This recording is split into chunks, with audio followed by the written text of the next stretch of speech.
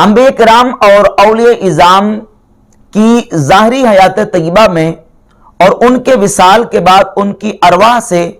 इस्तिमदाद, इस्तिआनत और इस्तिगासा और मदद तलब करने को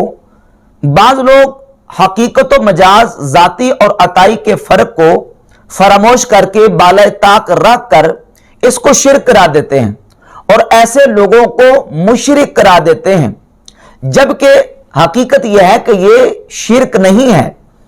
इस मसले को समझने से पहले बुनियादी तौर पर, चूंकि शिर्क और तौहीद के हवाले से यहां बात की जाती है, तो शिर्क और तौहीद की तारीफ और उसकी डेफिनेशन समझना जरूरी है। बुनियादी तौर पर यह समझें कि शिर्क किसको कहते हैं और तौहीद क्या है। शिर्क कहते हैं इस्बातु शरीक फिल उलूहिया बिमाना वजूबिल वजूदी कमालिल मुजूस और बिमाना इस्तिहकाकिल इबादा कमाल अबदतिल असनाम। शिर्क कहते हैं इस्बातु शरीक फिल उलूहिया, किसी शरीक को अल्लाह रब्बुल इज्जत की उलूहियत में शरीक ठहरा देना, उसके लिए अल्लाह रब्बुल इज्जत के साथ किसी को शरीक साबित करना, इस माना में कि उसको वाजिबुल वजूद माने, जिस तरह के मुजूसी करते हैं। और बिमाना इस्तिहकाकिल इबादा, या उसको इबादत का मुस्तहिक जानकर अल्लाह रब्बुल इज्जत के साथ इबादत में उसको शरीक ठहराए, जिस तरह के बुतों की पूजा करने वाले बुतों को इबादत के लायक समझते हैं। तो इस एतबार से यह भी शिर्क है। यह शिर्क है कि किसी को अल्लाह रब्बुल इज्जत के साथ उलूहियत में शरीक करना, यानी उसको वाजिबुल वजूद मानना या उसको इबादत के लिए मुस्तहिक उसको मानना, यह शिर्क है। और तौहीद इसके बिल्कुल उल्टा है। तौहीद है इत्कादुल वहदानियत, यानी अल्लाह रब्बुल इज्जत की वहदानियत का, यकताई का, तन्हाई का, यकताई का इत्काद रखना। आदमुल मुशारकत गैर लहू फिल उलूहिया, यानी उलूहियत में उसके साथ किसी भी शरीक को, किसी गैर को उसका शरीक ना मानना, यह तौहीद है। तो तौहीद और शिर्क का जो कॉन्सेप्ट है और ये तारीफात हैं, इनके वाज़े हो जाने के बाद ये बात वाज़े हो जाती है कि अगर कोई बंदा मुस्लिम मोमिन अल्लाह रब्बुल इज्जत को वहदहू ला शरीक मानने वाला और अल्लाह रब्बुल इज्जत के साथ किसी को वाजिबुल वजूद ना माने और अल्लाह के साथ किसी को इबादत का मुस्तहिक नहीं मानता, वो अगर किसी अल्लाह के बंदे से इस्तिआनत करता है, मदद तलब करता है, तो यकीनन उसको खुदा समझ के नहीं, उसको इलाह या माबूद समझ के नहीं, बल्कि उसको अल्लाह का बंदा समझ के, और ये अकीदा रख के कि अल्लाह रब्बुल इज्जत ने इसको ये ताकत दी है, अल्लाह की दी ताकत से ये मेरी मदद कर सकता है और मेरी इस्तिआनत कर सकता है, ये अकीदा रख के कोई मुसलमान किसी से इस्तिआनत करता है तो ये शिर्क नहीं है। अगर अल्लाह रब्बुल इज्जत के अलावा किसी से भी मुतलकन इस्तिआनत को शिर्क करार दिया जाए तो फिर कुरान मजीद और अहादीस तय्यबात में जहां इस्तिआनत का अल्लाह के महबूबों से, अल्लाह के बंदों से और अल्लाह रब्बुल इज्जत की मखलूक से इस्तिआनत का जिक्र है, उसको किस तरह जस्टिफाई करेंगे, उसको शिर्क से किस तरह निकालेंगे, उसकी मिसालें मैं इंशाअल्लाह आगे पेश करूंगा। तो सबसे पहले ये बुनियादी तौर पर यह फर्क समझना जरूरी है, शिर्क की तारीफ और तौहीद की तारीफ, और साथ तमहीदन यह बात भी समझना जरूरी है जाती और अताई का फर्क, इसनाद हकीकी और इसनाद मजाजी का फर्क। एक चीज उसकी निस्बत जब अल्लाह रब्बुल इज्जत की तरफ हो तो अल्लाह की तरफ उसकी निस्बत हकीकी और जाती, और जब बंदे की तरफ उसकी निस्बत होती है तो बंदे की तरफ उसकी निस्बत अताई है। कुरान मजीद में उसकी बेशुमार मुताद्दिद मिसालें मौजूद हैं, उनमें से चंद मिसालें पेश करके इंशाअल्लाह बात आगे चलाते हैं। कुरान मजीद में अल्लाह रब्बुल इज्जत ने सूरत शुरा की आयत नंबर 49 में इरशाद फरमाया, यहबु लिमन यशाउ इनासन व यहबु लिमन यशाउ ज़कूरा। अल्लाह जिसे चाहता है बेटियां अता फरमाता है और जिसे चाहता है बेटी अता फरमाता है। यहाबु, वहाबा यहाबु हिबातन, यानी देना, किसी को अता करना। अब देखो यहाबु फेले मुजारे यहां इस्तेमाल हुआ कि जिसे चाहता है अल्लाह बेटियां अता फरमाता है, जिसे चाहता है अल्लाह बेटे अता फरमाता है। इसी यहाबु से सूरह मरियम की आयत नंबर 19 में वाहिद मुतकल्लिम का सीगा इस्तेमाल हुआ और इस हिबा की निस्बत हजरत सय्यदना जिब्रील अलैहिस्सलाम की तरफ यहां मौजूद है। जनाब जिब्रील अलैहिस्सलाम सैयदा मरीम रदी अल्लाह तआला अन्हा के पास आए और आके कहा, अना रसूल रब्बिकी लिअहब लकी गुलामन ज़किया, कि ए मरियम मैं तुम्हारे रब का भेजा हुआ हूं, तुम्हारे रब का रसूल हूं, तुम्हारे पास आया हूं। लिअहबा, वो जो पीछे गुजरा सूरह शूरा आयत नंबर 49 में, यहाबू, और उसी यहाबू से वाहिद मुतकल्लिम का सीगा लिअहबा, ताकि मैं तुम्हें दूं गुलामन ज़किया, सुथरा बेटा। देता तो बेटे और बेटियां अल्लाह देता है, लेकिन जनाब जिब्रील कहते हैं मैं इसलिए आया हूं लिअहबा लकी गुलामन ज़किया, ताकि तुम्हें सुथरा बेटा मैं दूं, अता करूं। तो जब अल्लाह की तरफ इसकी निस्बत है वहां हकीकी और जाती निस्बत है, और जब जनाब जिब्रील अल्लाह की जो मखलूक है, अल्लाह के बंदे हैं, उनकी तरफ हिबा की निस्बत है, तो वहां निस्बत अताई है, यानी उन्होंने जो देना है वो अल्लाह की अता से। अगरचे उनकी तरफ डायरेक्ट इसकी निस्बत है, लेकिन वो जाती तौर पर इसके मालिक नहीं है, बल्कि अल्लाह रब्बुल इज्जत की अता से वो उनको सुथरा बेटा देने के लिए तशरीफ लाए। एक और मिसाल कुरान मजीद में फरमाया कि अल्लाहु खालिकु कुल्ली शै, हर शय का खालिक अल्लाह है। यहां अल्लाह रब्बुल इज्जत जल्ला शानहू की तरफ निस्बत है तख्लीक की, पैदा करने की, हकीकी और जाती। अल्लाह रब्बुल इज्जत जाती तौर पर और हकीकतन चीजों को पैदा करने वाला, कायनात की हर चीज को पैदा करने वाला अल्लाह। सूरह आली इमरान की आयत नंबर 49 में जनाब सैयदना ईसा अलैहिस्सलाम का कौल अल्लाह रब्बुल इज्जत ने हिकायत में बयान फरमाया। ईसा अलैहिस्सलाम फरमाते हैं कि अन्नी अखलुकु लकुम मिनत्तीनी कहायअति तैर, मैं पैदा करता हूं, मैं तख्लीक करता हूं तुम्हारे लिए मट्टी से मूरत सूरत परिंदे की, फअनफुखु फीही फयकूनु तैरन बिइज़्निल्लाह, बस मैं उस पर फूंक मारता हूं तो वो अल्लाह के इज़्न से परिंदा बन जाता है। अखलुकु अल्लाहु खालिकु कुल्ली शै, हर शय का खालिक अल्लाह है और हर चीज को अल्लाह पैदा करता है। वहां निस्बत हकीकी और जाती है। और यहां सूरह आल इमरान की आयत नंबर 49 में जनाब जिब्रील जनाब ईसा अलैहिस्सलाम जो फरमाते हैं कि अखलुकु लकुम, वहां निस्बत जो है वो अताई है, यानी वो अताई तौर पर अल्लाह रब्बुल इज्जत की ये ताकत देने से ये अमल कर रहे हैं। तीसरी मिसाल सूरत ज़ुमर की आयत नंबर 42 में अल्लाह रब्बुल इज्जत फरमाता है अल्लाहु यतवफ़्फ़ल अनफुस, जानों को मौत अल्लाह देता है। अल्लाह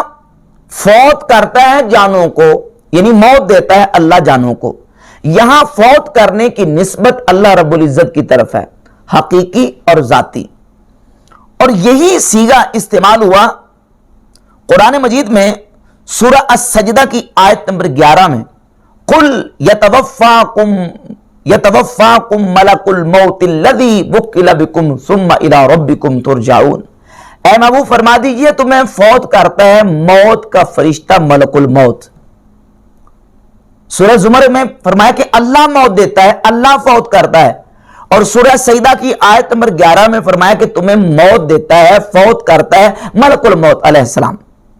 अब वहां निस्बत हकीकी जाती और यहां जनाब मलकुल मौत अलैहिस्सलाम की तरफ निस्बत जो है वो उनको ये जो ताकत है वो अताई तौर पर है, अल्लाह रब्बुल इज्जत ने अता फरमाई है। तो हकीकी जाती, हकीकी और मजाजी जाती और अताई का फर्क जो है कुरान मजीद की इन आयात में करना पड़ेगा। बंदे को जो ताकत और शान है और बंदे के पास जो क्वालिटी है वो अल्लाह रब्बुल इज्जत की अता करता है। तो जो मुसलमान ये अकीदा रखकर अंबिया औलिया और सालिहीन से इस्तिआनत, इस्तिगासा या इमदाद उनकी अरवाह से इस नियत और अकीदे के साथ तलब करता कि इनको अल्लाह ने ये पावर और ताकत अता की है और इनकी अरवाह अल्लाह रब्बुल इज्जत जल्ला शानहू की दी ताकत से मदद कर सकती हैं, तो ये हरगिज़ शिर्क नहीं है। और इस तरह बेबाकी का मुजाहरा करते हुए बात बात पे शिर्क के फतवे लगाना और बात बात पे शिर्क की तोहमत लगाना, इसनाद हकीकी, मजाजी और जाती अताई का फर्क किए बगैर, ये किन लोगों का शेवा है? ये खवारिज का तरीका है, ये यहूदियों का तरीका है और ये मुनाफिकीन का तरीका। मैं इस पर इंशाल्लाह प्रूफ पेश करूंगा कि रसूलुल्लाह सल्लल्लाहु अलैहि वसल्लम की जाती अक़दस जो सय्यदुल मुवहिदीन है, जो इस कायनात को तौहीद का सबक और दर्स देने के लिए तशरीफ लेके आए, प्यारे आका सल्लल्लाहु अलैहि वसल्लम की जाती अक़दस और हुजूर के सहाबा पर यहूदियों ने शिर्क की तोहमत लगाई। اور صحیح حدیث ہے مسند احمد ابن حنبل میں، اور اس کے علاوہ سنن نسائی میں امام نسائی رحمۃ اللہ تعالی علیہ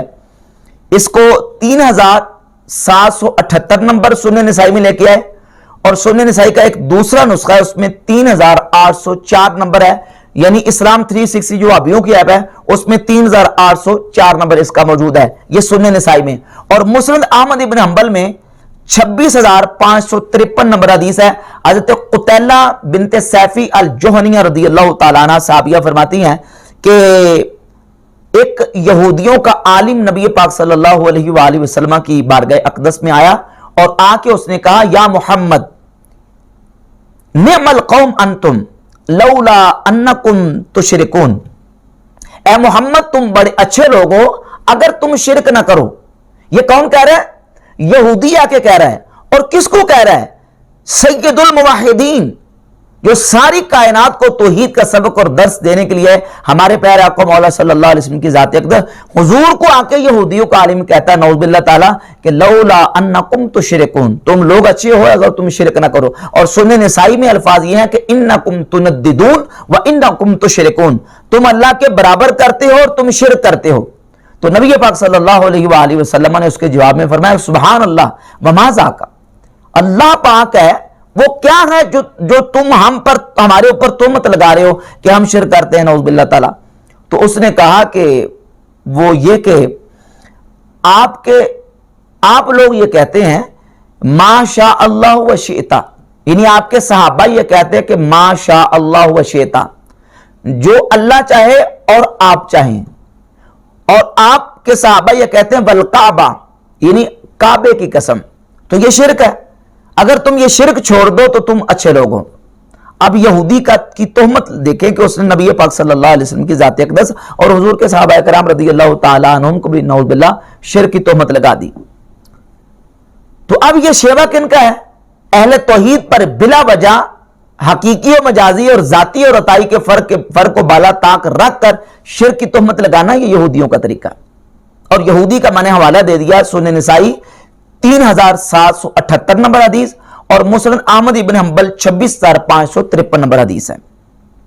اب اس حدیث میں ذرا تھوڑی سی وضاحت کرنا ضروری ہے کہ جب سرکار دو عالم صلی اللہ علیہ وآلہ وسلم کے سامنے اس یہودی نے یہ اعتراض کیا تو حضور علیہ الصلوۃ والسلام نے اپنے صحابہ کرام رضی اللہ تعالی عنہم کو بلایا، اور بلا کے آپ علیہ الصلوۃ والسلام نے فرمایا کہ تم نے آئندہ کے بعد واو کی جگہ پہ سما کی تبدیلی کر لینی ہے، یعنی تم جو کہتے ہو نا کہ ما شاء اللہ و شئتا، تو آئندہ کے بعد تم نے یہ کہنا ہے ما شاء اللہ ثم شئتا، یعنی جو اللہ چاہے پھر آپ چاہیں۔ تو آپ نے واو کی جگہ پہ سما کی تبدیلی کر لینی ہے۔ اس حدیث کو 5 صحابہ کرام رضی اللہ تعالی عنہم نے بیان کیا ہے، حضرت قتیلہ بنت سیفی الجہنیہ، حضرت سیدنا حذیفہ بن یمان رضی اللہ تعالیٰ عنہ، حضرت طفیل بن سخبرہ رضی اللہ تعالیٰ عنہ، اور حضرت جابر بن سمرہ رضی اللہ تعالیٰ عنہ، اور حضرت عبداللہ ابن عباس رضی اللہ تعالیٰ عنہ سے یہ روایت موجود ہے مختلف واقعات کے ساتھ۔ اس پر انشاءاللہ تفصیلی میں گفتگو کروں گا۔ اس روایت کے بعض جو طرق ہیں جس میں عجلہ بن عبداللہ الکندی الکوفی الشیعی راوی ہے، اس کے جو بیان کردہ جو طرق ہیں اور جس میں مرکزی راوی اس روایت کو خصوصاً غیر مقلدین پیش کرتے ہیں، اور ابن عبداللہ ابنیدی نے اپنی کتاب التوحید میں بھی اس روایت کو پیش کر کے شرک ثابت کرنے کی کوشش کی ہے۔ اسماعیل دیلوی نے اپنی کتاب تقویۃ الایمان میں اس ایک طریق کو پیش کر کے اس سے شرک ثابت کرنے کی کوشش کی ہے، اور اسی روایت کو مسند احمد ابن حنبل کے حوالے سے جو ابن عباس رضی اللہ تعالیٰ عنہ سے جو مروی طریق ہے عجلہ بن عبداللہ الکندی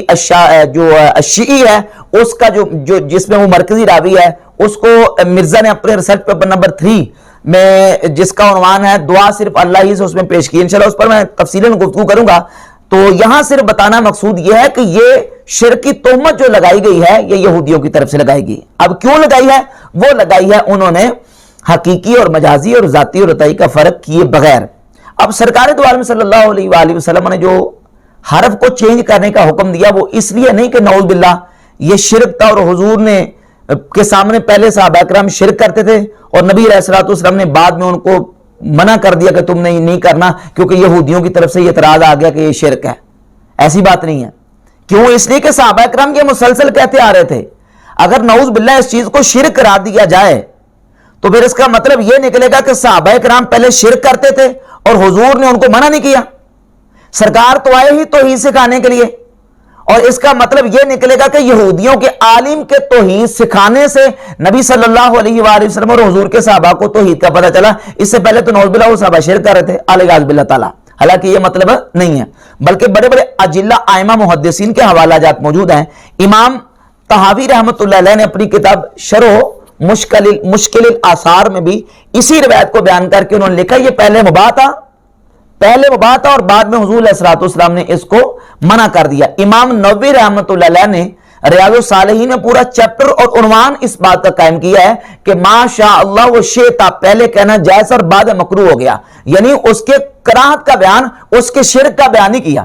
یہ نہیں کہا کہ اس کے شرک کا بیان، یہ کہا کہ اس کے مکروہ ہونے کا بیان. کیوں مکروہ؟ اس لیے کہ نبی پاک صلی اللہ علیہ وآلہ وسلم نے اس لفظ واو کو منع کر دیا اور کہا کہ ما شاء اللہ و شئت کی جگہ پہ تم نے کہنا ما شاء اللہ ثم شئت. تو پر انشاءاللہ اس پر پوری تفصیلاً جو ہے وہ ڈیٹیل اسی حدیث کے اوپر انشاءاللہ گفتگو کریں گے. تو دوسرا حوالہ جو منافقین کی طرف سے ہے کہ منافقین نے بھی شرک کا فتویٰ لگایا اور شرک کی تہمت لگائی. تفسیر کی معتبر اور مستند کتابوں میں یہ واقعہ موجود ہے کہ جب نبی پاک صلی اللہ علیہ وآلہ وسلم نے حکم دیا کہ جس نے میری اطاعت کی اس نے اللہ کی اطاعت کی، اور جس نے میرے ساتھ محبت کی اس نے اللہ کے ساتھ محبت کی، یہ سن کر منافقین نے یہ کہا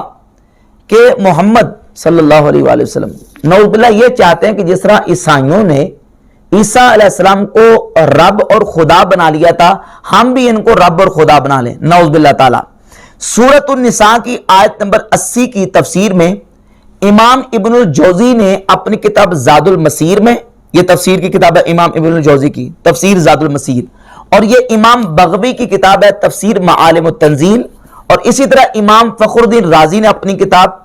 تفسیر کبیر میں، اور علامہ علوسی نے تفسیر المعانی میں اس واقعے کو ذکر کیا کہ منافقین نے کہا قال بعض المنافقین ما يريد هذا الرجل الا ان نتخذه ربا كما اتخذت النصارى عيسى ابن مريم ربا. یہ محمد نعوذ باللہ یہ چاہتے ہیں کہ ہم ان کو ایسے رب بنا لیں جس طرح کے عیسائیوں نے عیسیٰ علیہ السلام کو رب بنا لیا. تو اب اس بات پر منافقین نے رسول اللہ صلی اللہ علیہ وآلہ وسلم کی ذات اقدس پر نعوذ باللہ تعالی شرک کی تہمت لگائی. اور اسی طریقے سے خوارج کا وہ گروہ جنہوں نے مولا علی مرتضی شیر خدا کرم اللہ تعالی وجہ الکریم اور حضرت امیر معاویہ رضی اللہ تعالیٰ عنہ اور حضرت عمر بن عاص رضی اللہ تعالیٰ عنہ کو واقع تحکیم کی وجہ سے نعوذ باللہ مشرک کہا، تو وہ بھی وجہ یہ تھی. قرآن مجید کی آیت سورہ یوسف کی پڑھتے تھے کہ ان الحکم الا للہ، اللہ کے علاوہ کسی کا حکم نہیں ہے. لہذا چونکہ معاویہ اور علی نے دونوں نے حاکم مقرر کر کے شرک کیا ہے، لہذا دونوں نعوذ باللہ تعالیٰ مشرک ہو چکے ہیں. اور پھر مولا علی کے سامنے یہاں تک کہا کہ اشرکت فی دین اللہ رجال، اے علی تو نے بندوں کو خدا کا شریک بنا کے شرک کیا ہے، لہذا ہم تیری اطاعت نہیں کریں گے. البدایہ والنہایہ میں یہ واقعہ موجود ہے. اور امام نسائی نے اپنی کتاب خصائص علی میں روایت نمبر 185 اسی کو بیان کیا. اور امام مسلم رحمۃ اللہ علیہ صحیح مسلم 2468 نمبر حدیث لے کے جب مولا علی نے ان کی یہ بات سنی تو آپ نے فرمایا کلمۃ حق ارید بہا باطل، کلمہ حق ہے لیکن انہوں نے مطلب اس کا غلط لیا ہے. تو یہ ذاتی اور عطائی اور حقیقی اور مجازی کا فرق کیے بغیر اس طرح کی شرک کی تہمت لگانا یہ یہودیوں کا طریقہ، خوارج کا طریقہ اور منافقین کا طریقہ ہے. مومن مسلمان جو ہے وہ ہمیشہ ان چیزوں کا فرق کر کے چلتا ہے. تو اب ان تمہیدی باتوں سے یہ بات واضح ہو گئی کہ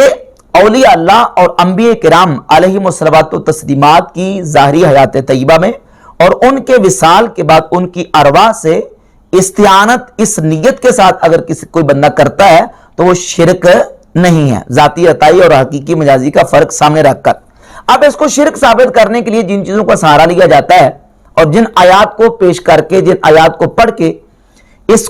کو شرک ثابت کیا جاتا ہے، ان میں سے بالخصوص جو آیات طیبہ سورۃ الفاتحہ کی ایاک نعبد و ایاک نستعین، کہتے ہیں یہ قرآن میں تو واضح لکھا ہوا ہے کہ یا اللہ ہم تیری ہی عبادت کرتے ہیں اور ہم تجھ ہی سے مدد طلب کرتے ہیں۔ تو چونکہ اللہ رب العزت کے علاوہ کسی اور سے مدد طلب کرنا اور استعانت کرنا شرک ہے، لہذا جو ہے وہ انبیاء اولیاء سے استعانت اور امداد شرک ہے۔ اسی آیت کو جب ہم دیکھتے ہیں، سوال یہ پیدا ہوتا ہے کہ ایاک نستعین، یا اللہ ہم تجھ ہی سے استعانت کرتے ہیں، تجھ ہی سے مدد طلب کرتے ہیں۔ سوال یہ ہے کہ اس میں مطلق استعانت میں حصر ہے یا کہ استعانت حقیقی میں حصر ہے؟ اگر یہ لوگ یہ کہیں کہ مطلقاً اللہ کے علاوہ کسی اور سے استعانت کرنا شرک ہے، تو پھر حکیم سے دعائی مانگنا بھی شرک ہوگا، امیر سے ملازمت مانگنا بھی شرک ہوگا، کسی حکمران سے دنیاوی مدد مانگنا بھی شرک ہوگا، کیونکہ یہاں مطلقاً ہر قسم کی استعانت جو ہے وہ اللہ رب العزت سے، اللہ کے علاوہ مطلقاً کسی سے استعانت کرنا جو ہے وہ اس کو شرک کرا دیا جا رہا ہے۔ تو ظاہر ہے پھر وہ کسی بھی قسم کی استعانت ہوگی، وہ زندہ سے استعانت ہو تب بھی شرک ہے، فوت ہونے والے سے استعانت ہو تب بھی شرک ہے، وہ جو ہے وہ کسی اللہ کے نبی ولی سے ہو تب بھی شرک ہے، اور کسی دنیا دار سے ہو تب بھی شرک ہے۔ جبکہ قرآن مجید فرقان حمید کی آیات اور نبی پاک صلی اللہ علیہ وآلہ وسلم کی احادیث طیبات کو اٹھا کر دیکھ لیں، یہ مطلب جو ہے وہ ہرگز قرآن اور حدیث اس کی اجازت نہیں دیتا، بلکہ خود نبی پاک صلی اللہ علیہ وآلہ وسلم سے جو روایت اور احادیث ثابت ہیں، بالخصوص سنن نسائی میں 3687 نمبر حدیث، اور اسلام 360 ایپ جو وہابیوں کی ایپ ہے اس میں سنن نسائی کا نمبر ہے 3718۔ نبی پاک صلی اللہ علیہ وآلہ وسلم کی بارگاہ اقدس میں ایک قبیلہ آیا، تو آپ علیہ الصلوۃ والسلام نے ان کو فرمایا کہ تم ظہر کی نماز کے بعد آنا، اذا صلیت الظہر، جب میں ظہر کی نماز پڑھ لوں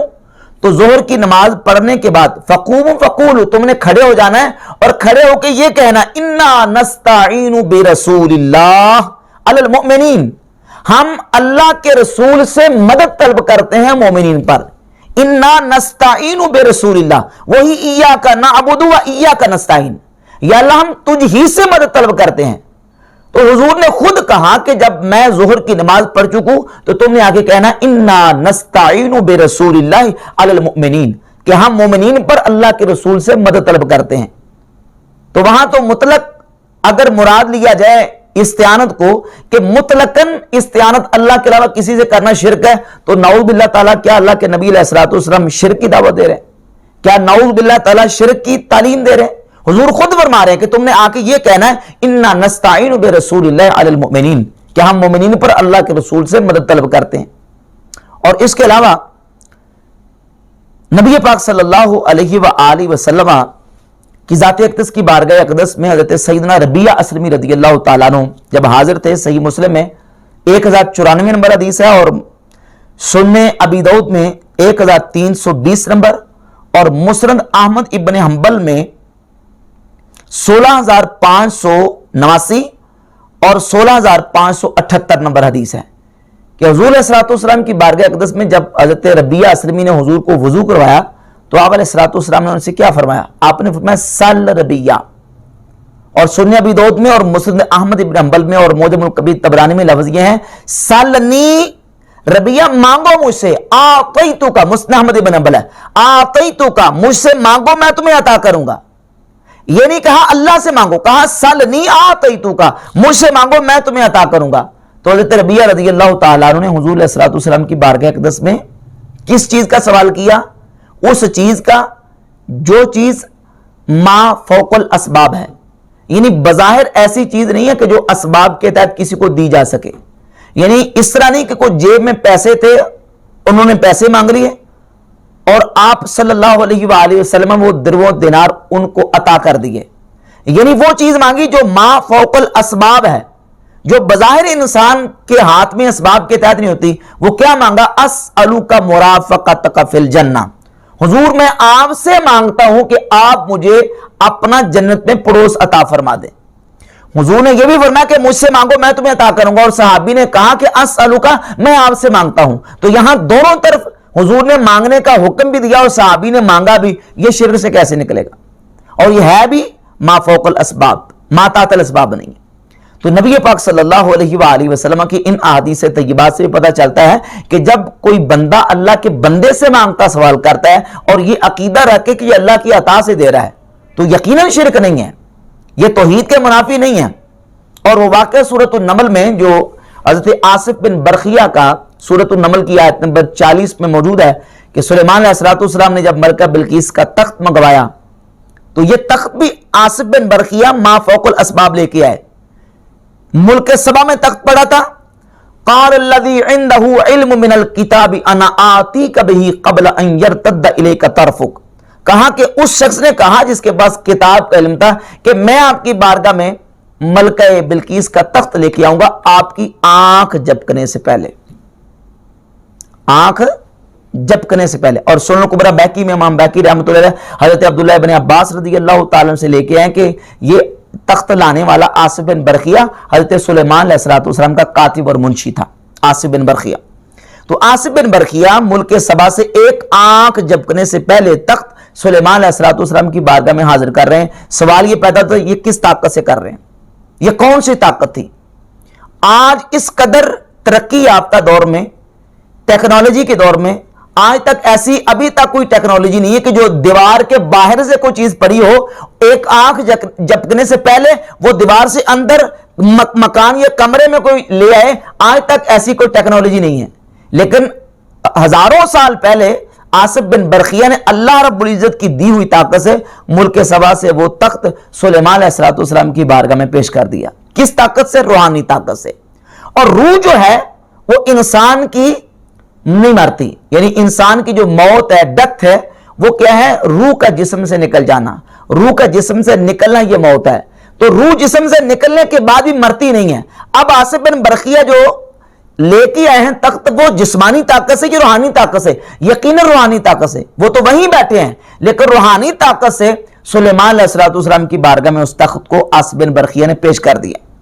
तो रूहानी ताकत जिंदगी में भी,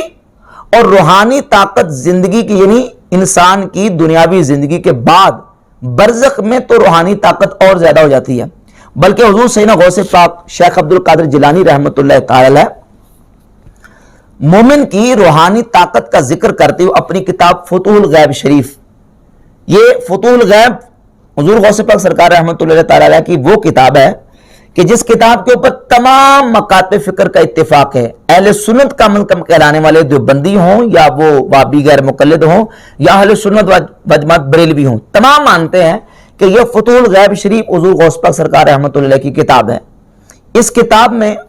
गौस पाक सरकार रहमतुल्लाह सफ़ा नंबर 35 पर और सफ़ा नंबर 65 पर और सफ़ा नंबर 73 पर बंदे मोमिन की शान और ताकत का जिक्र करते हुए फरमाते हैं कि जिस वक्त बंदा मौत से पहले मर जाता है, यानी मौत से पहले अपने आप को, अपने नफ्स को मार देता है, तो अल्लाह रब्बुल इज्जत जल्ला शानो उसे सिफत तकवीन अता फरमाता है। अब वो तकवीन की सिफत, वो सिफत तकवीन जो अल्लाह रब्बुल इज्जत ने बंदे मोमिन को जन्नत में अता करनी है, इस सिफत तकवीन का जिक्र करते मिर्जा मोहम्मद इंजीनियर ने इससे ये इस्तदलाल किया है कि वो जो अल्लाह ताला सिफत तकवीन जन्नत में बंदे मोमिन को अता करेगा तो यानी उसके कहने से चीज हो जाएगी। तो वो कहता जी अल्लाह ताला बंदे को जन्नत में मिनी गार्ड बना देगा। हम कहते हैं मिनी गार्ड अल्लाह रब्बुल इज्जत के अलावा कोई भी खुदा नहीं हो सकता, ना छोटा ना बड़ा ना दरमियाना। यह सरी शिरक है, यह कुफ्र है, क्योंकि अल्लाह रब्बुल इज्जत जल्ला शानुहु की जात के अलावा कोई खुदा नहीं है, सिर्फ अल्लाह ही खुदा है। और मिर्जा जो है इस शिरक का इर्तिकाब कर रहे हैं, कहता है कि जन्नत में अल्लाह ताला बंदों को मिनी गार्ड बनाएगा। मिनी गार्ड नहीं बनाएगा, हां बंदों को अल्लाह रब्बुल इज्जत जल्ला शानुहु ये ताकत और शान अता करेगा। हुजूर गौस पाक सरकार रहमतुल्लाह फरमाते हैं कि जिस वक्त बंदा मोमिन मरने से पहले अपने आप को, अपने नफ्स को मार देता है, सुम्मा युरद्दु अलैका तकवीन, सफा नंबर 35 पर मकाला नंबर है 16, फरमाते फिर तकवीन तेरी तरफ लौटाई जाएगी और फिर तो इस मकाम पर आ जाएगा कि अल्लाह रब्बुल इज्जत अपनी बाज कुतुब में फरमाता है यब्ना आदम अनल्लाहुल्लज़ी ला इलाहा इल्ला अना, ऐ इब्ने आदम मेरे अलावा कोई इबादत के लायक नहीं। अना अक़ूलु लिशै कुन फयकून, मैं किसी शय को कहता हूं हो जा तो वो हो जाती है। अतिअनी अजअल का तक़ूलु लिशै कुन फयकून, तू मेरी इताअत कर मैं तुझे भी बना दूंगा, तू कुन कहेगा तो तेरे कहने से हो जाएगी। غوث پاک سرکار رحمۃ اللہ فرماتے ہیں جو اللہ رب العزت نے بندہ مومن کو شان جنت میں عطا کرنی ہے، جب بندہ مرنے سے پہلے مر جاتا ہے تو وہ اللہ رب العزت جل شانہ دنیا میں بندے کو وہ طاقت اور شان عطا کرتا ہے۔ یہ مقالہ نمبر ہے جی 40 صفحہ نمبر 65۔ آپ فرماتے ہیں کہ وَيُرَدُّ إِلَيْكَ التَّكْوِينُ وَخَرْقُ الْعَادَاتِ، پھر تکوین تیری طرف لوٹائی جائے گی اور خارق عادات چیزیں تیری طرف لوٹائی جائیں گی۔ الَّتِي هِيَ مِنْ قَبِيلِ الْقُدْرَةِ، جو قدرت کے قبیل سے ہیں، طاقت کے قبیل سے ہیں۔ الَّتِي تَكُونُ لِلْمُؤْمِنِينَ فِي الْجَنَّةِ، وہ شان جو مومن کو جنت میں اللہ نے عطا کرنی ہے وہ تجھے دنیا میں عطا کرے گا۔ فَتَكُونُ فِي هَذِهِ الْحَالَةِ كَأَنَّكَ أُحْيِيتَ بَعْدَ الْمَوْتِ فِي الْآخِرَةِ، گویا کہ تو اس حالت میں ہو گیا کہ تو فوت ہونے کے بعد دوبارہ اٹھایا گیا، یعنی اپنے نفس کو مار دے تو اس حالت میں ہو جائے گا جیسے کہ تو فوت ہونے کے بعد دوبارہ اٹھایا گیا، اور دوبارہ اٹھائے جانے کے بعد جو صفت تکوین اللہ نے مومن کو جنت میں عطا کرنی ہے، فرماتے ہیں کہ اپنے نفس کو مارنے والے کو اللہ رب العزت دنیا میں ہی یہ صفت تکوین عطا فرما دیتا ہے۔ یہ غوث پاک سرکار رحمۃ اللہ کا مقالہ نمبر 40 ہے اور صفحہ نمبر 65، اور یہی عبارت ملتی جلتی صفحہ نمبر 73 پر بھی موجود ہے۔ تو آصف بن برخیہ ملکہ بلقیس کا تخت کس طاقت سے لے کے؟ روحانی طاقت کے ساتھ۔ تو روح مومن کی دنیا میں بھی زندگی کی حالت میں اور وفات کے بعد بھی مومن کی روح زندہ ہے، اور جو تصرف زندگی میں کر سکتی ہے وہ روح مومن کی موت کے بعد، فوت ہونے کے بعد بھی کر سکتی ہے۔ اب اس نیت کے ساتھ کوئی اگر استعانت کرتا ہے تو یقیناً یہ شرک نہیں ہے، یہ توحید کے منافی نہیں ہے۔ نبی پاک صلی اللہ علیہ وآلہ وسلم نے فرمایا کل قیامت کا دن ہوگا، صحیح بخاری 1475 نمبر حدیث ہے۔ اب دیکھیے فرماتے ہیں کل جب ساری مخلوق خدا جمع ہوگی، فَبَيْنَهُمْ كَذَلِكَ اسْتَغَاثُوا بِآدَمَ، ساری مخلوق جمع ہو کے آدم علیہ السلام سے آ کے فریاد کرے گی اپنے چھٹکارے کے لیے، اپنی خلاصی کے لیے۔ استغاثو، استغاثہ، یستغیثو، استغاثہ، ایک ہوتا ہے استعانت، ایک ہوتا ہے استغاثہ۔ استغاثہ اور استعانت دونوں میں فرق یہ ہے، استغاثہ اس وقت ہوتا ہے جس وقت انسان مشکل میں، مصیبت میں، پریشانی میں ہو، تو پریشانی کے وقت کسی سے، مصیبت کے وقت کسی سے مدد طلب کرے اور کسی کو پکارے فریاد کے لیے، اس کو استغاثہ کہا جاتا ہے۔ ثم استغاثوا ثم بموسیٰ، استغاثوا بآدم ثم بموسیٰ، سب سے پہلے وہ مخلوق خدا آدم علیہ السلام سے آ کے فریاد کرے گی، مدد طلب کرے گی، پھر موسیٰ علیہ السلام سے آ کے طلب کرے گی، ثم بمحمد صلی اللہ علیہ وآلہ وسلم، پھر ساری مخلوق خدا آ کے، یعنی ساری انسانیت نبی پاک صلی اللہ علیہ وآلہ وسلم سے استعانت اور مدد طلب کرے گی۔ اور وہ قیامت کا دن وہ ہوگا الامر یومئذ للہ، جس دن امر اللہ رب العزت کے ہاتھ میں ہوگا۔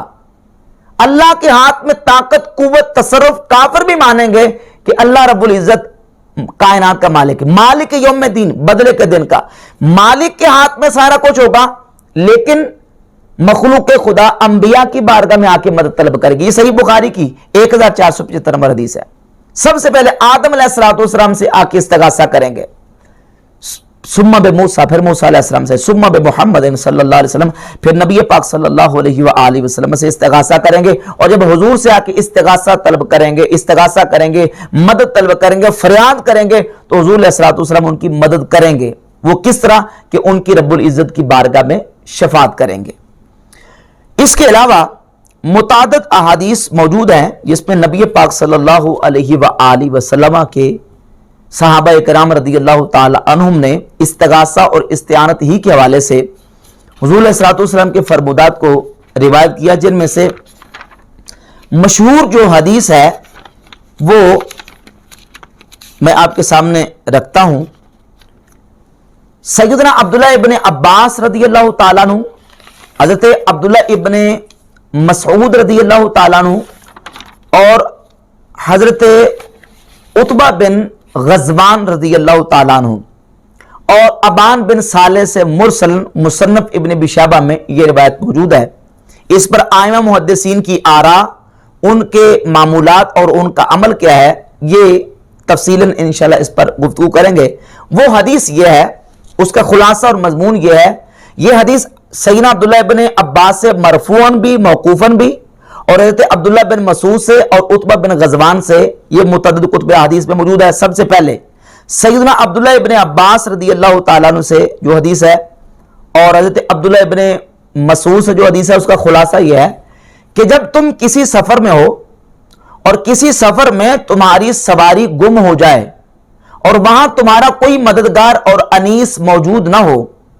تو نبی پاک صلی اللہ علیہ وآلہ وسلم نے فرمایا کہ پھر تم اس موقع پر یہ کہو، یا عباد اللہ اعینونی اغیثونی یا عباد اللہ، اے اللہ کے بندوں میری مدد کرو، اے اللہ کے بندوں میری فریاد کو پہنچو، احبسو، اے اللہ کے بندوں میری سواری کو روکو۔ فرمایا اللہ کے وہاں ایسے بندے ہوں گے جو تمہاری مدد کریں گے، جو تمہاری سواری کو روک دیں گے۔ یہ حدیث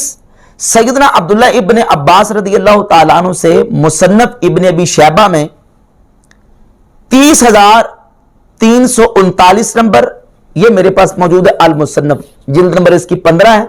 اور صفحہ نمبر 345، 30,339 نمبر حدیث ہے مصنف ابن ابی شیبہ میں، اور امام بہقی کی کتاب شعب الایمان کی جلد نمبر 1 صفحہ نمبر 183 پر رقم نمبر ہے 167، حضرت عبداللہ بن عباس رضی اللہ تعالیٰ سے۔ اور یہی حدیث یہ مسند بزار ہے، امام بزار المتوفا 292 ہجری اپنی کتاب مسند بزار جلد نمبر 5 صفحہ نمبر 423 پر مرفوعاً حضرت عبداللہ ابن عباس رضی اللہ تعالیٰ بیان کرتے ہیں کہ نبی پاک صلی اللہ علیہ وآلہ وسلم نے فرمایا، ان للہ ملائکۃ فی الارض سوی الحفظۃ، کہ اللہ رب العزت کے کچھ زمین میں ایسے فرشتے ہیں، یکتبون ما سقط من ورق الشجر، کہ درختوں کے جو پتے گرتے ہیں ان کو وہ لکھتے ہیں، فَإِذَا أَصَابَ أَحَدُكُمْ أَرْجَةً بِأَرْضِ فَلَاتٍ فَلْيُنَادِي، جب تمہیں ایسی جگہ پہ کوئی مشکل پیش آ جائے، فَلْيُنَادِي، تو پس وہ پکارے، وہ ندا دے، کیا ندا دے؟ یونادی اعینونی عباد اللہ، اعینونی عباد اللہ، اے اللہ کے بندوں میری مدد کرو، اے اللہ کے بندوں میری مدد کرو۔ یہ حدیث مسند بزار میں، اور یہ الموجب الکبیر للطبرانی ہے، امام ابو القاسم سلیمان بن احمد طبرانی کی، اس کی جلد نمبر 7 صفحہ نمبر 48 اور روایت کا نمبر ہے 13,737، حضرت عبداللہ ابن مسعود رضی اللہ تعالیٰ کی حدیث۔ وہ یہی فرماتے ہیں کہ نبی پاک علیہ الصلوۃ والسلام نے فرمایا، یہ حدیث ہے حضرت عتبہ بن غزوان سے، حضرت عبداللہ بن مسعود سے ایک دوسری سند کے ساتھ الموجم الکبیر للطبرانی میں ہی دوسری موجود ہے روایت، یہ اس کی جلد نمبر ہے 5 اور صفحہ نمبر ہے 153، یہی حدیث حضرت عبداللہ بن مسعود سے الموجم الکبیر طبرانی میں، اور اس کا نمبر ہے 10,367، اور عتبہ بن غزوان سے اس کا نمبر ہے 13,737، کہ نبی پاک صلی اللہ علیہ وآلہ وسلم نے فرمایا، اذا اضل احدکم شیئا او اراد احدکم عونا، جب تمہاری کوئی چیز گم ہو جائے یا تم کسی سے مدد کا ارادہ رکھتے ہو، وَهُوَ بِأَرْضٍ لَيْسَ بِهَا أَنِيسٌ، اور تم ایسی جگہ پہ ہو کہ وہاں کوئی تمہارا انیس اور مددگار نہ ہو، فَلْيَقُلْ، تو پس چاہیے کہ وہ بندہ یہ کہے، یا عباد اللہ اغیثونی، یا عباد اللہ اغیثونی، اے اللہ کے بندوں میری فریاد کو پہنچو، اے اللہ کے بندوں میری فریاد کو پہنچو، فَإِنَّ لِلَّهِ عِبَادًا لَا نَرَاهُمْ، فرمایا کہ ایسی زمین پر اللہ کے ایسے بندے ہوتے ہیں مدد کرنے کے لیے جن کو ہم دیکھتے نہیں ہیں، تو ایسے تم نے کہنا ہے، اے اللہ کے بندوں میری مدد کرو، اے اللہ کے بندوں میری فریاد کو پہنچو۔ امام طبرانی 13,737 نمبر حدیث کو بیان کرنے کے بعد لکھتے ہیں، وَقَدْ جُرِّبَ ذَلِكَ،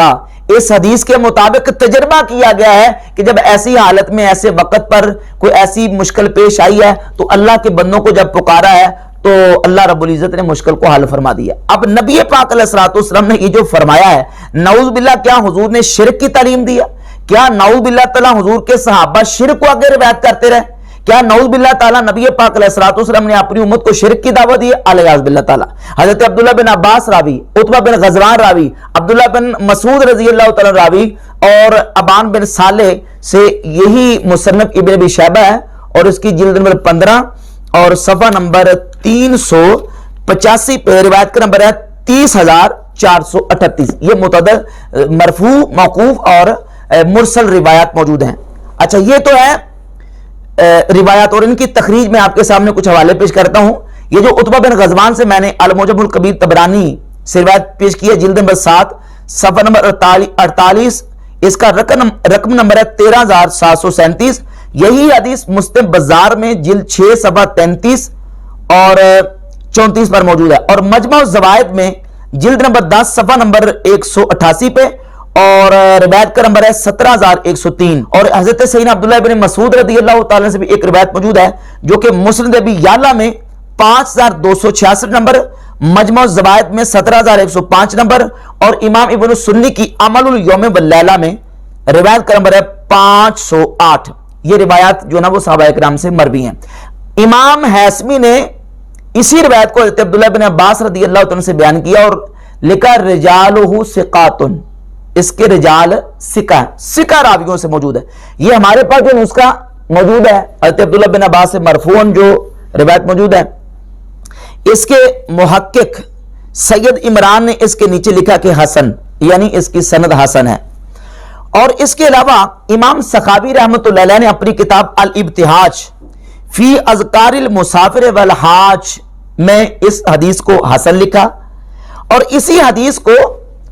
ابن تیمیہ نے اپنی کتاب الکلم الطیب، یہ غیر مقلدین کے امام و پیشوا ابن تیمیہ اپنی کتاب الکلم الطیب کے صفحہ نمبر 98 پر روایت نمبر 177 لے کے اس کو ذکر کیا. اور اس کے علاوہ اس حدیث کو آئمہ محدثین میں سے امام محدث علی قاری رحمۃ اللہ تعالی مکی، انہوں نے حرز السمین شرح حسن حسین، امام جزری رحمۃ اللہ کی کتاب ہے حسن الحسین جو اذکار اور وظائف پر کتاب ہے. پہلے تو یہ کہ امام جزری اپنی کتاب حسن الحسین کے مقدمے میں لکھتے ہیں کہ میں نے اپنی اس کتاب کو حسن حسین کو صحیح احادیث سے تخریج کیا ہے. امام جزری اسی حدیث کو اپنی کتاب حسن حسین میں لے کے آئے، ان کے نزدیک یہ حدیث کم از کم صحیح یا حسن ہے. اور اسی حدیث، اسی اذکار کی کتاب حسن حسین کی شرح لکھی ہے محدث امام علی قاری رحمۃ اللہ علیہ نے حرز السمین شرح حسن الحسین، اور اس کتاب کی شرح میں انہوں نے اس حدیث کو حسن قرار دیا. اس کے علاوہ ایک زبردست بہت بڑا حوالہ اسی حدیث کی صحت کے حوالے سے امام احمد بن حنبل رحمۃ اللہ علیہ کا، یہ کتاب ہے مسائل احمد ابن حنبل. امام احمد بن حنبل رحمۃ اللہ کے بیٹے عبداللہ نے ان کو جمع کیا ہے. اس میں جلد نمبر 2 ہے اور صفحہ نمبر 816، روایت کا نمبر ہے 1090. امام احمد بن حنبل فرماتے ہیں کہ میں نے 5 حج کیے ہیں، 2 حج پیدل اور 3 حج میں نے سواری پر کی ہیں. وہ فرماتے ہیں کہ ایک سفر اور حج میں گم گیا، رستہ بھول گیا. تو فرماتے ہیں میں نے یہی کہا. کیا کہا؟ فرماتے ہیں جعلت اقول یا عباد اللہ دلونا علی الطریق، میں یہ کہتا رہا فلم ازل اقول ذالک حتی بقعت علی الطریق، میں کہتا رہا یا عباد اللہ دلونا علی الطریق، یا عباد اللہ دلونا علی الطریق، بار بار میں یہ کہتا رہا. فرماتے ہیں حتیٰ کہ میں رستہ مجھے مل گیا. تو امام احمد بن حنبل رحمۃ اللہ علیہ نے بھی اس حدیث پر عمل کیا. اس حدیث پر عمل امام احمد بن حنبل کا بھی، امام طبرانی کہتے ہیں جرب ذالک، اس کے مطابق عمل کیا گیا. اور یہ محدث امام نووی رحمۃ اللہ جو کہ شرح صحیح بخاری اور شرح صحیح مسلم کے مصنف ہیں، صحیح بخاری کی شرح بھی کی ہے، صحیح مسلم کے شارح بھی ہیں. یہ اپنی کتاب کتاب الاذکار کے صفحہ 225 پر روایت نمبر 628 لے کے آئے اور اسی حدیث کو بیان کیا حضرت عبداللہ ابن مسعود رضی اللہ تعالی عنہ سے. اور حدیث کو بیان کرنے کے بعد کہتے ہیں کہ میرے بڑے بڑے جو شیوخ ہیں علم کے، انہوں نے اس حدیث کے مطابق عمل کیا اور میں نے خود اس حدیث کے مطابق عمل کیا. امام نووی اور ان کے شیوخ نے عمل کیا، امام طبرانی کہتے عمل کیا گیا، امام احمد بن حنبل رحمۃ اللہ کہتے عمل کیا گیا. اور بہت بڑے جلیل القدر امام عبداللہ بن مبارک رحمۃ اللہ تعالی سے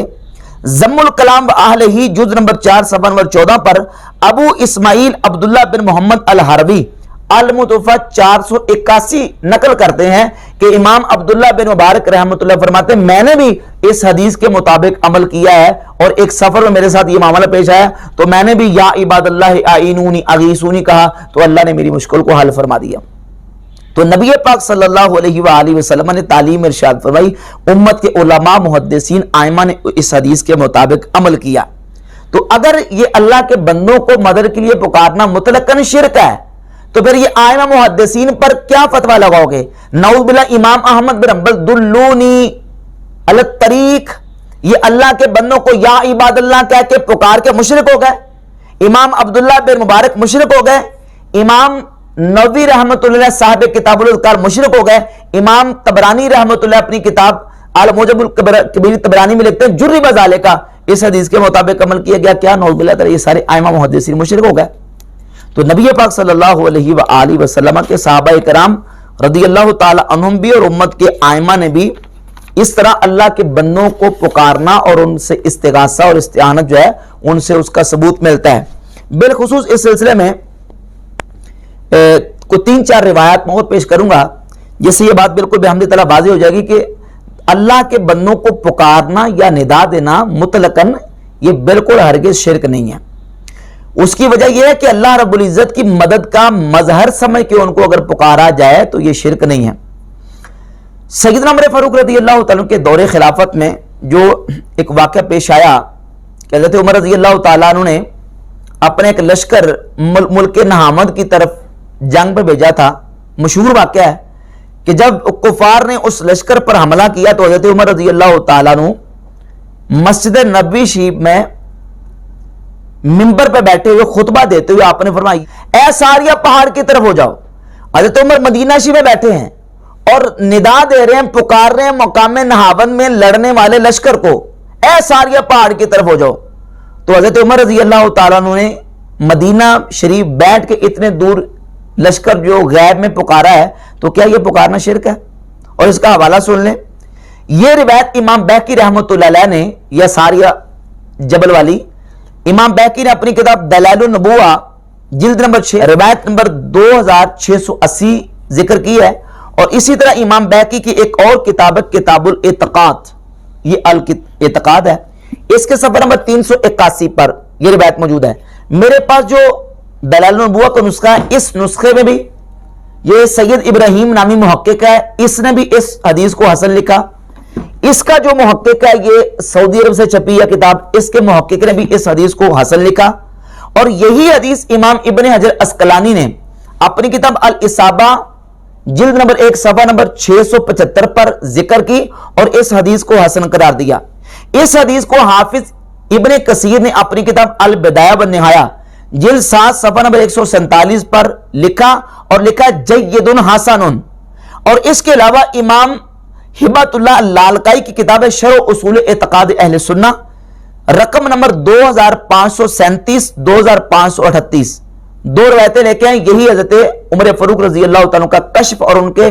جو دور سے ندا دینے کا ذکر ہے اس کو لکھا۔ اور میرے پاس جو نسخہ موجود ہے دارالحدیث القاہرہ کا، محقق نے اس میں اس حدیث کو حسن لکھا ہے۔ اور ناصر الدین البانی نے اپنی کتاب مشکات المصابیح تحقیق البانی کے ساتھ جو شائع ہوئی ہے المکتبۃ الاسلامی سے بیروت سے، اس میں جلد نمبر 3 صفحہ نمبر 1678 پر روایت کا نمبر ہے 5954، البانی نے اس حدیث کو مشکات کی تحقیق میں حسن قرار دیا ہے۔ اور اسی طرح السلسلۃ احادیث صحیحہ البانی کی دوسری کتاب ہے، جلد نمبر 3 صفحہ نمبر 101 پہ ناصر الدین البانی نے اس حدیث کو حسن لکھا ہے۔ اس کے علاوہ ابن تیمیہ نے اپنے فتاوی میں حضرت عمر رضی اللہ تعالیٰ کا یہ واقعہ بطور کشف کی دلیل کے پیش کیا ہے۔ اور مدارج السالکین میں ابن قیم الجوزیہ نے اس واقعے کو کشف کی دلیل کے طور پر پیش کیا ہے۔ اب اس پر مرزا جیلمی کی طرف سے اعتراض یہ ہے، اور یہ اعتراض اس کی طرف سے کیا ہونا ہے بلکہ مرزا جیلمی کا یہ اعتراض وہابی مولوی زبیر علی زئی کی اندھی تقلید میں ہے۔ مرزا چونکہ اندھ بھگتا ہے اس کا پکا، تو زبیر علی زئی نے اس پر اعتراض اس واقعے پر سند کے اعتبار سے یہ کیا ہے کہ اس میں محمد بن عجلان راوی مدلس ہیں اور ان کے ساتھ روایت ہے۔ حالانکہ انہی کتابوں میں دلائل النبوہ اٹھا کر دیکھ لیں، امام بیہقی کی کتاب الاعتقاد اٹھا کر دیکھ لیں، اور علامہ لالکائی کی شرح اصول اعتقاد اہل سنہ اٹھا کر دیکھ لیں، تینوں کتابوں میں باقاعدہ لفظ موجود ہے کہ محمد بن عجلان کہتے ہیں کہ انہوں نے ایاس بن معاویہ بن قرہ سے اس حدیث کو سنا ہے۔ وہاں سما کی تصریح موجود ہے، دلائل النبوہ جلد 6 صفحہ 322 ہے اور رقم نمبر 2680، 322 صفحہ ہے اور رقم نمبر 2680 ہے، اور کتاب الاعتقاد میں صفحہ 381 پر، اور شرح اصول اعتقاد اہل سنت میں 2538 نمبر روایت ہے، وہاں محمد بن عجلان کی باقاعدہ جو ہے وہ ایاس بن معاویہ بن قرہ سے سما کی تصریح موجود ہے، لہذا یہ اعتراض بالکل ان کا باطل اور بالکل مردود ہے، لہذا یہ بالکل سند حسن کے ساتھ روایت ثابت ہے۔ حضرت عمر رضی اللہ تعالیٰ نے دور سے پکارا۔ امام بخاری رحمۃ اللہ نے اپنی کتاب الادب المفرد میں اس حدیث کو لے کے آئے ہیں کہ سیدنا عمر فاروق حضرت عبداللہ بن عمر رضی اللہ تعالیٰ کا پاؤں سن ہو گیا، تو جب ان کا پاؤں سن ہوا، امام بخاری نے اور ابن السنی نے عمل الیوم واللیلہ میں دونوں نے اس روایت کو ذکر کیا ہے، اور امام نووی اپنی کتاب الاذکار میں لے کے آئے، جب ان کا پاؤں سن ہو گیا تو ان سے کسی نے کہا کہ اذکر احب الناس الیک، جو آپ کو سب سے زیادہ محبوب ہستی ہیں ان کا آپ ذکر کریں، تو حضرت عبداللہ بن عمر نے پکارا یا محمد صلی اللہ علیہ وآلہ وسلم، حضور نبی پاک علیہ الصلوۃ والسلام کی ذات اقدس کو ندا دی۔ بلکہ عمل الیوم واللیلہ میں، یہ امام ابن السنی کی کتاب ہے عمل الیوم واللیلہ، اس میں جو صفحہ نمبر 65 اور روایت نمبر 172 ہے، اس میں تو لفظ موجود ہے ادعو احب الناس الیک، جو آپ کو سب سے زیادہ محبوب ہے ان کو پکاریں، ان کو بلائیں، تو حضرت عبداللہ بن عمر نے کہا یا محمد صلی اللہ علیہ وآلہ وسلم، تو صحابہ اکرام رضی اللہ تعالیٰ عنہ کا نبی پاک صلی اللہ علیہ وآلہ وسلم کی ذات اقدس کو پکارنا بھی ثابت ہے۔ اس کے علاوہ صحیح حدیث جو کہ امام ابن ابی شیبہ اپنی کتاب المصنف میں، مصنف ابن ابی شیبہ میں، اور امام بہقی اپنی کتاب دلائل النبوہ میں، اور امام ابن حجر اسقلانی اپنی کتاب الاصابہ میں حضرت بلال بن حارث المزنی رضی اللہ تعالی عنہ سے لے کے ہے کہ نبی پاک صلی اللہ علیہ وآلہ وسلم کے وصال اقدس کے بعد حضرت بلال رضی اللہ تعالی عنہ حضور کی قبر پر انوار پر گئے اور سرکار کی قبر شریف پہ کھڑے ہو کے عرض کی یا رسول اللہ استسقی لامتک فانہم قد ہلکوا، یا رسول اللہ آپ کی امت ہلاک ہونے کے قریب ہے، آپ اپنی امت کے لیے بارش کی اور پانی کی دعا کیجئے، تو سرکار کو جا کے یا رسول اللہ کہہ کے پکارا بھی، اور صحابی رسول نے یہ بتا دیا کہ یہ پکارنا شرک نہیں ہے۔ اس حدیث کو امام ابن ابی شیبہ نے بیان کیا ہے، اور امام ابن حجر اسقلانی نے اپنی کتاب الاصابہ میں اس حدیث کو لکھا، اور فتح الباری شرح صحیح بخاری جلد 2 صفحہ 629 اور 30 پر امام ابن حجر اسقلانی نے اس حدیث کی سند کو صحیح قرار دیا، اور حافظ ابن کثیر نے البدایہ ونہایہ جلد نمبر 7 صفحہ 105 پہ اس حدیث کو صحیح قرار دیا، اور ابن تیمیہ نے اپنی کتاب اقتداء صراط مستقیم میں 728 نمبر صفحے پہ اس حدیث کو برقرار رکھا ہے۔ تو بحمد تعالیٰ ان حوالوں سے یہ بات بالکل واضح ہوئی کہ پکارنا یا اللہ کے محبوب بندوں کو بلانا یہ شرک نہیں ہے۔ اس سلسلے میں جو بہت بڑا مرزا جیلمی کی طرف سے جو اشکال پیش کیا جاتا ہے وہ جامع ترمذی کی حدیث کو بار بار دہراتا ہے کہ حدیث موجود ہے کہ الدعاء هو العبادہ، دعا عبادت ہے۔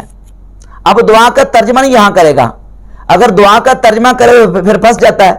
یقیناً دعا جو ہے یہ عربی کا لفظ ہے، دعا یدعو دعان و دعوتن فو دائن و دعی ایدعا دعان فذاک مدعون، تو یہ دعا جو ہے یہ عربی کا لفظ ہے، اسی سے دعا ہے، اسی سے یدعو ہے، اسی سے ادعو ہے، اسی سے لا تدعو ہے۔ ماضی کا سیغہ، مضارع کا سیغہ، امر کا سیغہ، نہیں کا سیغہ، فاعل کا، مفعول کا، یہ سارے سیغے اصل میں اس کا جو اصل مصدر ہے وہ دعا ہے، دعا یدعو دعاً و دعوتن، اور اس کا معنی ہے پکارنا، بلانا، ندا دینا، کسی کو پکارنا، بلانا اور ندا دینا۔ الدعاء هو العبادہ، اگر اس کا معنی یہ کیا جائے کہ پکارنا عبادت ہے، سوال یہ پیدا ہوتا ہے کہ اب کیا کہو گے کہ ہر پکارنا عبادت ہے، ہر بلانا ہی عبادت ہے، ہر کسی کو ندا دینا ہی عبادت ہے، اور عبادت تو یقیناً اللہ کے علاوہ کسی اور کی شرک ہے، تو یہ سارا شرک ہو جائے گا؟ نہیں، اس حدیث کا یہ ہرگز مطلب نہیں ہے، بلکہ اس حدیث کا صحیح مطلب یہ ہے، اس حدیث میں لفظ دعا کے اوپر الف لام داخل ہے، الدعا یعنی الدعا، تو اس کو پڑھیں گے الدعا، الدعاء هو العبادہ، دعا عبادت ہے۔ اب سوال یہ پیدا ہوتا ہے کہ الدعا کے اوپر الف لام کون سا ہے؟ الف لام استغراقی ہے، الف لام جنسی ہے، الف لام عہدی ہے، عہد خارجی، عہد ذہنی، عہد حضوری، کون سا الف لام ہے؟ کیونکہ الف لام کی متعدد قسمیں ہیں۔ اگر الف لام کو استغراقی کرا دے، معنی یہ بنے گا کہ ہر قسم کا پکارنا یہ عبادت ہے، تو یہ معنی جو ہے وہ بالبداہت باطل ہے۔ کیوں؟ اس لیے قرآن مجید کی آیات موجود ہیں کہ جس میں پکارنے کی نسبت بندوں کی طرف کی گئی ہے۔ مثلا سورۃ النور کی آیت نمبر 63 میں اللہ رب العزت نے فرمایا لا تجعلوا دعاء الرسول بینکم کدعاء بعضکم بعضا، کہ رسول کے پکارنے کو اپنے درمیان اس طرح نہ سمجھ لو جس طرح تمہارا ایک دوسرے کو پکارنا۔ اس کی ایک تفسیر یہ ہے کہ یعنی جیسے تم ایک دوسرے کو پکارتے ہو اور دوسرا تمہیں پکارے تو تم توجہ دو یا نہ دو، تو جب رسول تمہیں پکارے تو اس طرح نہ سمجھ لو، بلکہ رسول کی پکارنے پر فوراً تم جواب دو۔ لا تجعلوا دعاء الرسول بینکم، یعنی رسول کے پکارنے کو اپنے درمیان اس طرح نہ بنا لو کہ دعاء بعضکم بعضا، جس طرح کہ تمہارا ایک دوسرے کو پکارنا، اس طرح نہ بنا لو۔ ایک تفسیر یہ ہے، اور دوسری تفسیر یہ ہے کہ رسول کو تم اس طرح نہ پکارو جس طرح تم ایک دوسرے کو پکارتے ہو، بلکہ رسول کو تم تعظیم کے القابات کے ساتھ پکارو، یعنی یا رسول اللہ یا نبی اللہ کہہ کے۔ بہر صورت دونوں تفسیروں کے مطابق یہاں دعا جو ہے یا تو رسول کا پکارنا ہوگا یا رسول کو پکارنا ہوگا، یعنی دعا رسول کا معنی یہ ہوگا کہ رسول کو پکارنا یا رسول کا پکارنا، دونوں معنی کے اعتبار سے یہاں دعا جو ہے پکارنا وہ پایا جا رہا ہے۔ تو کیا یہ پکارنا عبادت ہے؟ کیا یہ پکارنا شرک ہے؟ کیا یہ دعا شرک ہے؟ کیونکہ لفظ دعا کا موجود ہے۔ اسی طریقے سے سورہ آل عمران کی آیت نمبر 153 میں ہے، اللہ رب العزت فرماتا ہے کہ جب جنگ احد میں بعض صحابہ کرام رضی اللہ تعالیٰ عنہم مشرکین اور کافروں کے وہ حملے سے وہ ان کے پاؤں اکڑ گئے اور وہ دائیں بائیں نکل گئے، تو اللہ فرماتا ہے والرسول یدعوکم فی اخراکم، اور رسول تمہیں تمہارے دوسرے گروہ میں پکار رہے تھے۔ یدعوکم، وہی دعا یدعو، دعاً و دعوتاً، پکارنا، رسول تمہیں پکار رہے تھے۔ تو کیا یہاں پکارنا نعوذ باللہ عبادت والا پکارنا ہے؟ نہیں، بلکہ یہاں بلانا، پکارنا، ندا دینا ہے۔ اسی طرح قرآن مجید میں اللہ رب العزت نے ابراہیم علیہ السلام کو جب فرمایا، وہ واقعہ اس کا ذکر کیا ہے کہ آپ پرندوں کو لے لیں اور پرندوں کو لے کر ان کو آپس میں ان کو اپنی طرف سدا لیں اور پھر ان کو ذبح کریں اور ان کو کیما کر کے ٹکڑے وہ پہاڑوں پہ پھینک دیں، اور پھر فرمایا کہ ثم ادعوہن یاتینک سعیا، سورۃ البقرہ آیت نمبر 260، ثم ادعوہن یاتینک سعیا، پھر ان کو بلاؤ، پکارو، یاتینک سعیا، یہ دوڑے ہوئے تمہاری طرف آ جائیں گے۔ یہاں ادعو صیغہ ہے جس سے لا تدعو نہیں بنتی ہے۔ قرآن مجید میں جو آتا ہے کہ وَلَا تَدْعُوا مَعَ اللَّهِ إِلَٰهًا آخر، کہ اللہ کے ساتھ کسی اور کو نہ پکارو، نہ بلاؤ، یعنی اس کی عبادت نہ کرو، کیونکہ دعا یدعو، دعان جو ہے یہ یدعونا اے یعبدونا کے معنی میں آتا ہے۔ تفسیر طبری میں امام طبری رحمۃ اللہ علیہ نے سورہ فاطر کی آیت نمبر 40 میں تدعونا کا معنی کیا اے تعبدونا، اور دیگر اور مقامات بھی تدعونا تعبدونا کے معنی میں آتا ہے۔ جہاں آتا ہے کہ اللہ کے علاوہ کسی کو مت پکارو، معنی یہ ہے کہ کسی کی عبادت نہ کرو، مطلقاً پکارنا مراد نہیں ہے۔ تو الدعاء هو العبادہ کا معنی یہ ہے کہ دعاء اللہ هو العبادہ، یعنی اللہ رب العزت سے دعا کرنا عبادت ہے، نہ کہ مطلقاً پکارنا عبادت ہے، نہ کہ مطلقاً کسی کو ندا دینا یا کسی کو طلب کرنا عبادت ہے۔ اگر مطلقاً طلب کرنا یا پکارنا یا دعوت دینا اس کو عبادت قرار دے کے شرک قرار دیا جائے، تو قرآن مجید میں جہاں اللہ کے رسول صلی اللہ علیہ وسلم کی طرف دعا کی نسبت ہے، مومنین کی طرف دعا کی نسبت ہے، حضرت ابراہیم علیہ السلام کو حکم دیا جا رہا ہے ثم ادعوہن، یہ دعا سے ہے، یعنی دعا سے امر کا صیغہ ادعو ہے، اور اسی سے نہیں لا تدعو ہے کہ ثم ادعوہن یاتینک سعیا، پھر پکارو ان کو، وہ دوڑے ہوئے تمہاری طرف آئیں گے۔ تو یہاں تو پکارنے کو حکم دیا جا رہا ہے۔ والرسول یدعوکم فی اخراکم، اور رسول تمہیں دوسرے گروہ میں پکار رہے تھے۔ لا تجعلوا دعاء الرسول بینکم کدعاء بعضکم بعضا، سورہ نور آیت نمبر 63 ہے کہ رسول کے پکارنے کو آپ آپس میں اس طرح نہ بنا لو جس طرح کہ تمہارا ایک دوسرے کو پکارنا۔